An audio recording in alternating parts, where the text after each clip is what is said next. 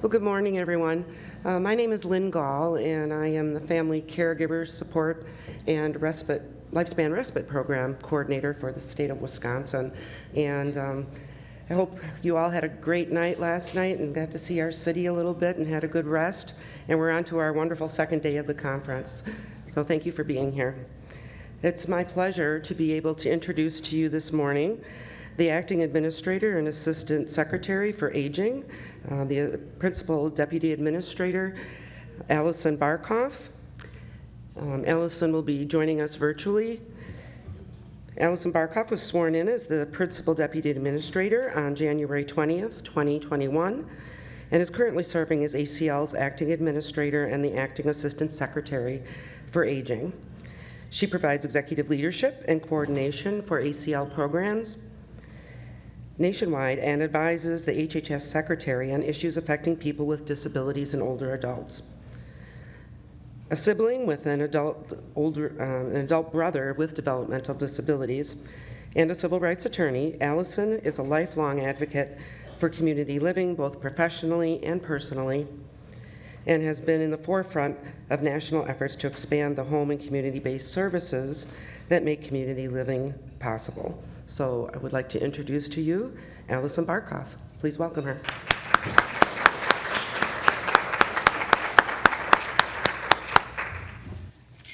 Thank you, Lynn, for the introduction, and thank you for the great work your team does every day in Wisconsin.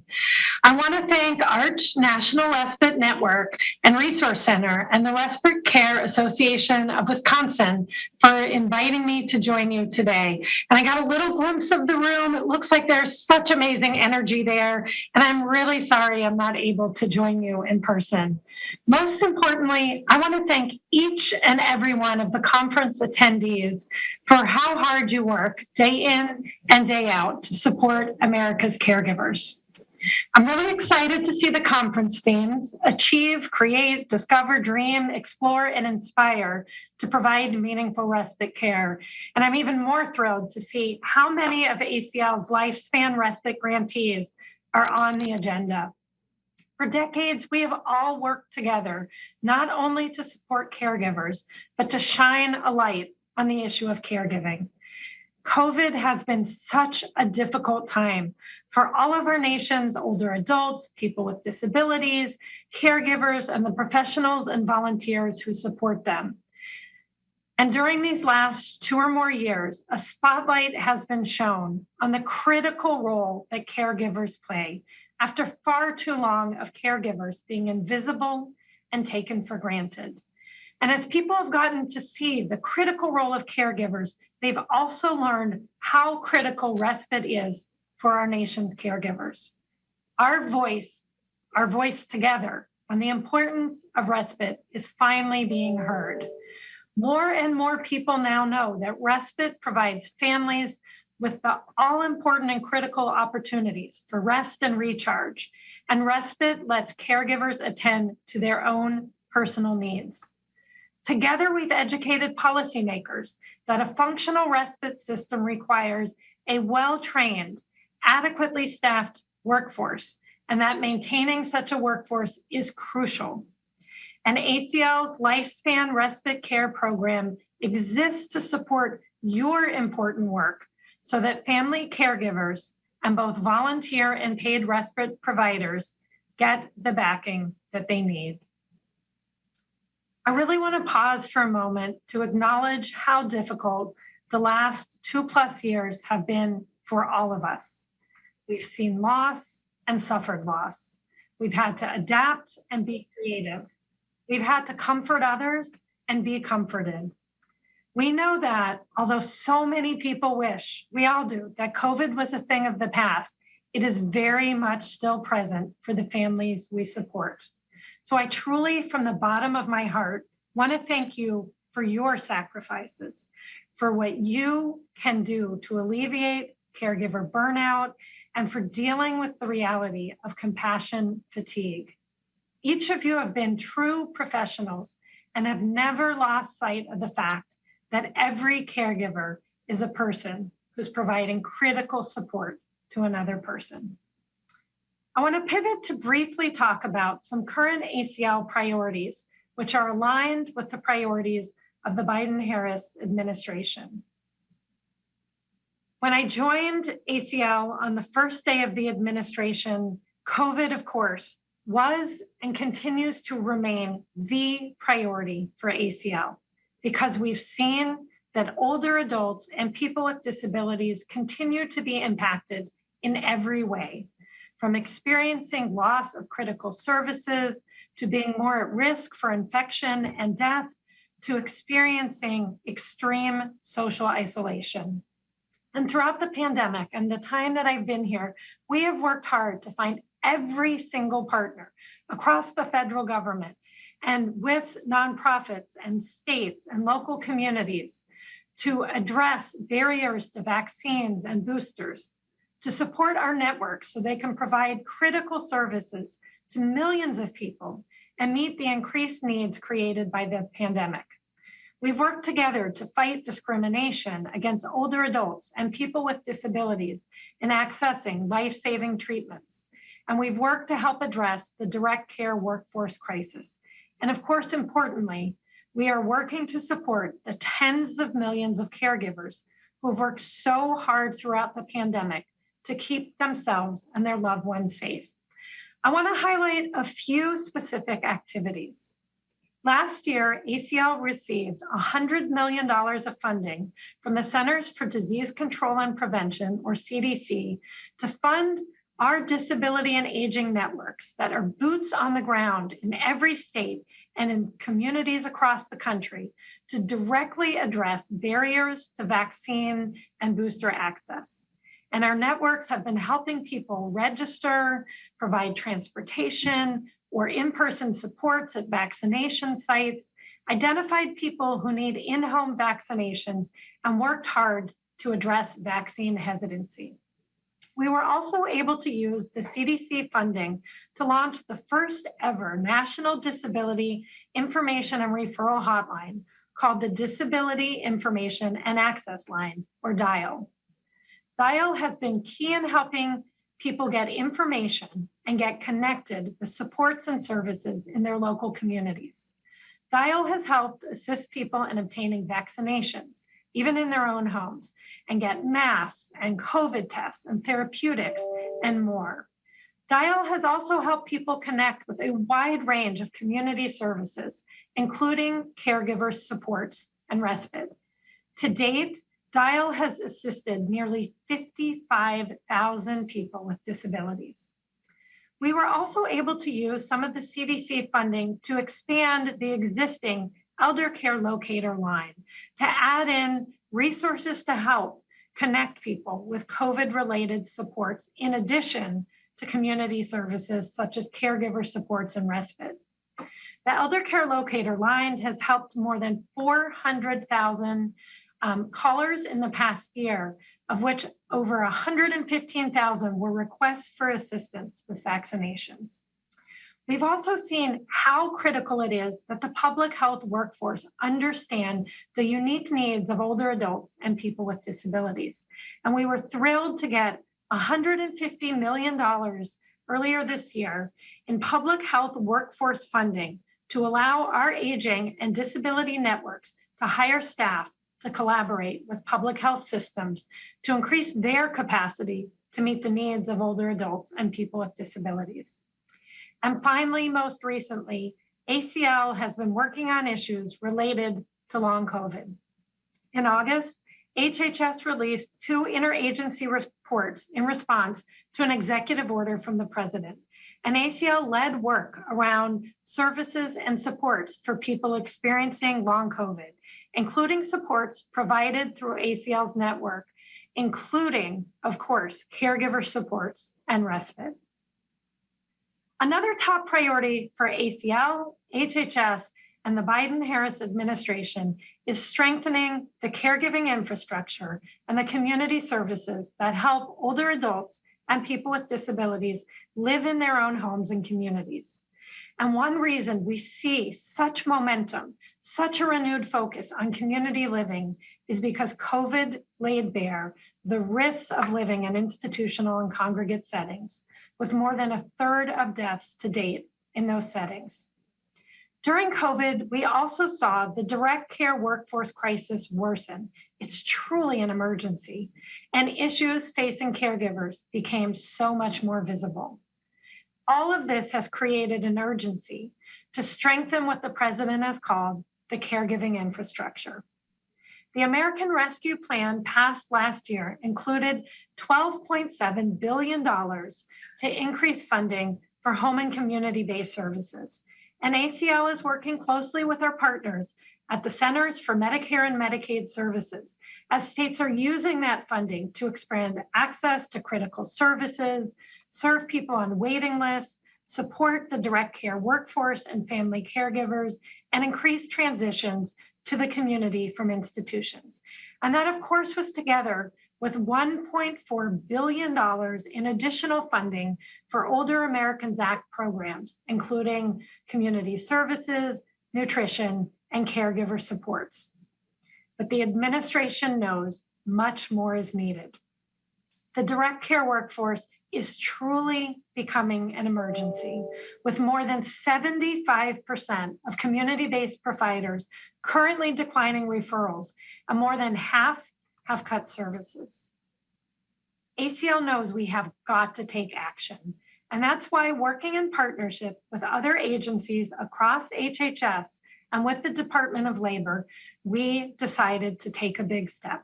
Next month, ACL will be launching a new national technical assistance and capacity building initiative related to the direct care workforce.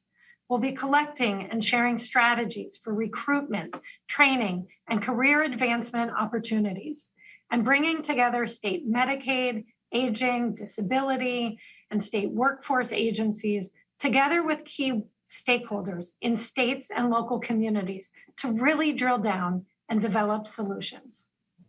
In a related effort, I'm excited about the accomplishments of the Lifespan Respite Special Projects Grant.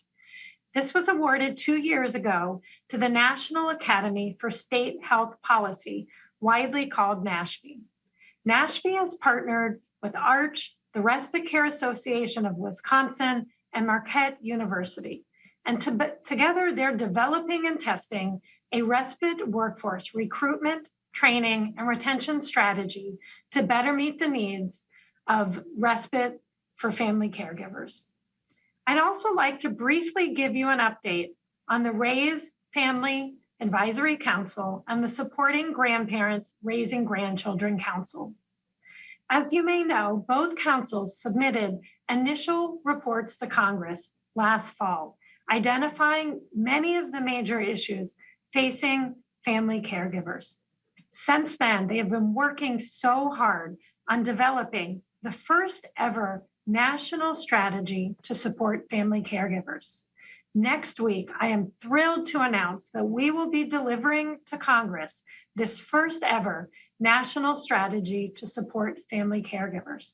I hope all of you can join us for the open to public meeting next Wednesday, September 21st, where we will have the Secretary of HHS, representatives from the White House, and many council members speaking about this important strategy. This long-awaited national roadmap will be a rallying point for caregiver advocacy.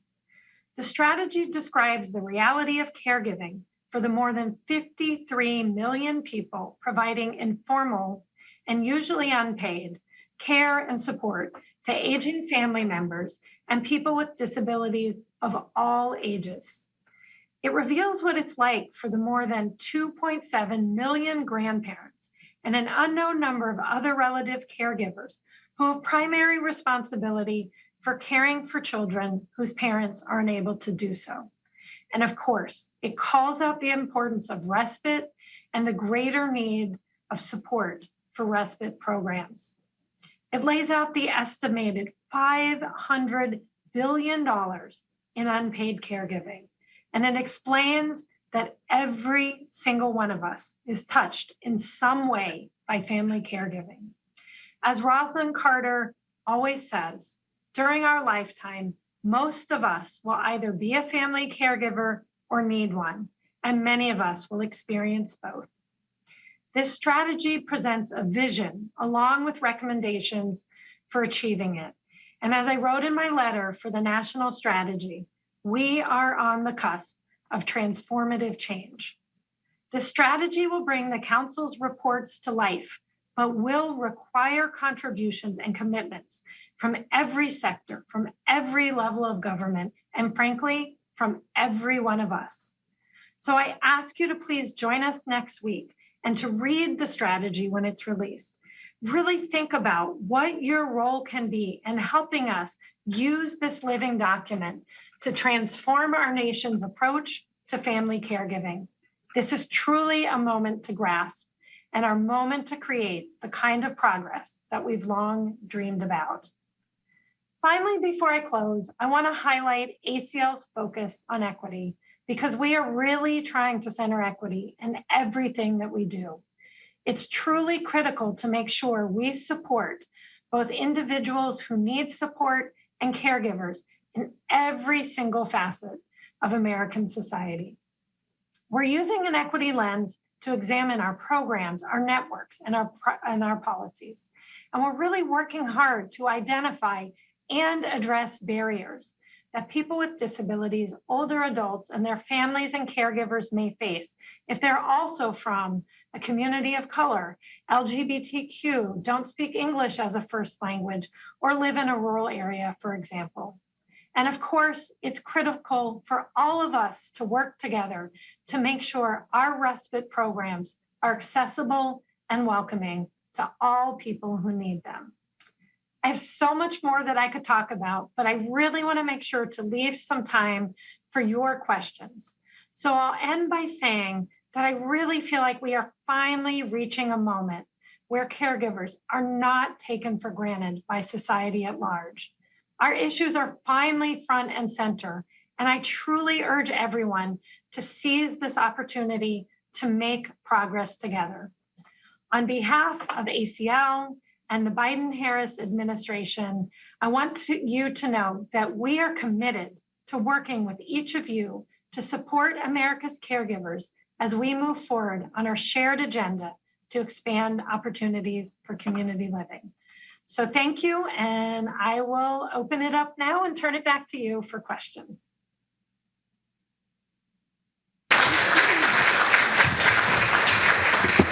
Thank you so much, Alison. As always, very inspiring. And I just personally have to thank you for your years and years of tremendous advocacy on behalf of people with disabilities, older adults, and their family caregivers. And I want you to know that I think I speak for everyone here that the Respite Network stands ready to assist you in every issue that you talked about, from dealing with the direct care service workforce, building home and community-based services, building supports for family caregivers, and most importantly, helping to implement the new National Family Caregiving Strategy. We're going to start work next week as soon as the strategy is released to begin defining what our next steps will be. I know that you are very importantly have to rush off to a White House briefing, but you have graciously agreed to answer one or two questions, if that's okay. Is there anyone out there who has a question they would like to ask? And don't be shy, I have about 10 minutes, so I'd welcome any comments or questions. I'm going to try to stay off camera. I'm trying really hard. Hi. Hi, Allison. It's Lisa Schneider with Respite Care Association of Wisconsin. Again, we're very happy to have you with us. There's many of us in here that are high achievers that would be very interested to know, is there a process in place to help people apply or become part of that workforce initiative that you talked about? So when we launch that, we will definitely reach out to you. This is, we will be launching it at the beginning of the next fiscal year.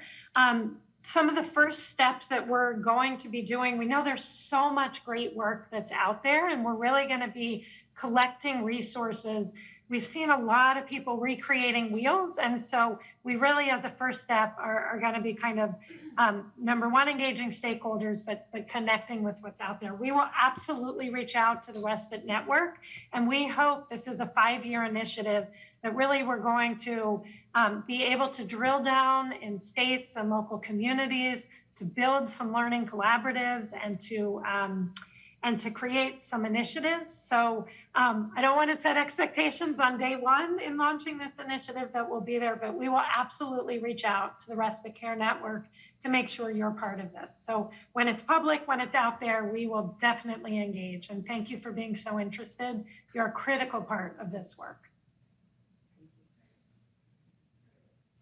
I think we have another question. Okay. Hi, this is Wendy from Wisconsin, and I'm a caregiver and a director of an intergenerational daycare.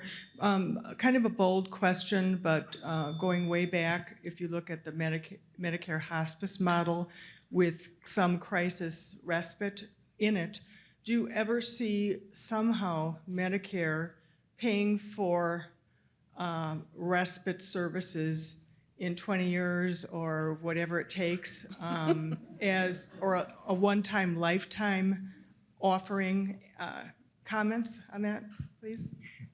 So let me say that in ACO, we of course try to find every single opportunity and leverage every single funding stream. We have been pushing hard in our advocacy, as I know many of you have, around what types of services could be provided through Medicare. There are barriers and some lack of flexibility in that statute, of course, compared to Medicaid, but I'd be very happy to separately connect with you, as well as our team who works on Medicare issues, to brainstorm some places we could push even further. We are interested in leveraging every single opportunity that's out there and would love to have a follow-up conversation. So feel free to reach out to me in my office, and the Wisconsin team can put us in touch. We have another question for you. Good morning, Allison. Sarah Taves from Idaho. Really delighted to hear see the focus on equity in the work that you are doing. Would love to hear your thoughts on how within states like Idaho, we really push that equity lens forward, and how we work across the aisle. Well, we have kind of one aisle in Idaho, but how do we engage, a broad sector to value that importance of equity in our work? Yeah, thank you. And, I get asked this question a lot, and I really think, maybe we have to pick words that we use, but we really are talking about underserved communities, communities that face barriers.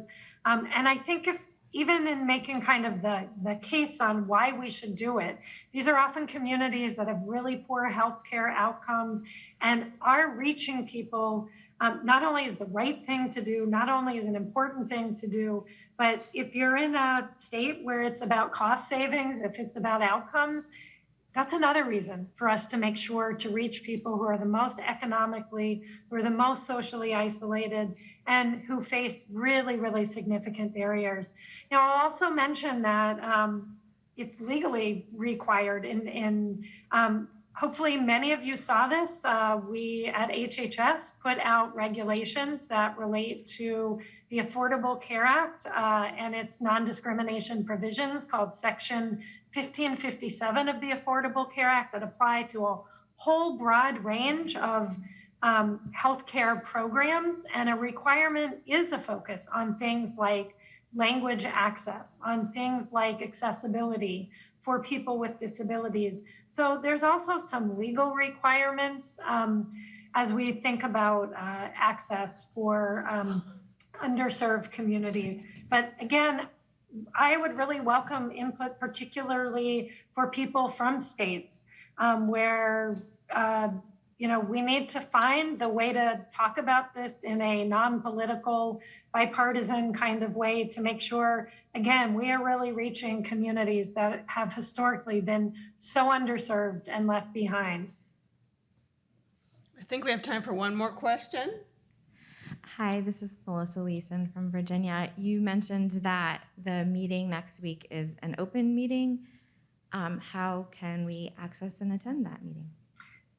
So if you go to ACL's webpage, and I will also make sure that we email the conference presenter so you can hand it to everyone, but if you go to acl.gov, that's our webpage, it should be listed on the front page, and if it's not, if you go under the Raise Family Caregiver Council, we have a whole page. You can actually pull up the other reports. We'll be live streaming it, the new report. As soon as it's out, we'll be there. I hope you all can join us. I think it's 1 to 4 Eastern time on September 21st. I'm really, really proud of the work that's in there. I think you will see yourselves and the people that you serve and your networks represented really well. And I am really going to take y'all up on, sounds like when this comes out, you're going to be doing some planning about how you can join in and help us move this strategy forward. And I'm all in with every partner who's willing. So really excited for that opportunity. And I will make sure that the leaders of the conference get the direct link and can send it to everyone. Thank you. And I really hope all of you can join us for that. Thank you so much, Allison, for everything and for being here today.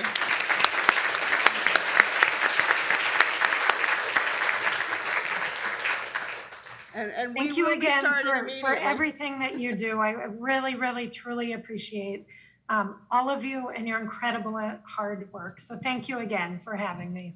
Thank you. Wonderful. Thank you, everybody. Thank you, Allison. Well, that was, I don't know, there's so much going on now, and we promise we will send out immediately, even before you leave today, an email that will send you directions on how to connect to that announcement about the National Family Caregiving Strategy so that you can all participate online. And then the following day, Arch will be convening some thinkers within the group, and if anyone's interested, please let me know. We hope to form a new learning collaborative or a task force or something that will take an in-depth look at those strategic recommendations within the family caregiving strategy and figuring out what role we can play through the Lifespan Respite Network or through the respite services you provide with your expertise.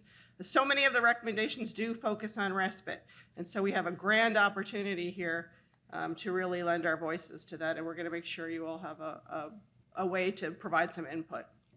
I'm going to turn it back over to Lisa, so I think she has some door prizes, or Linda. Wonderful.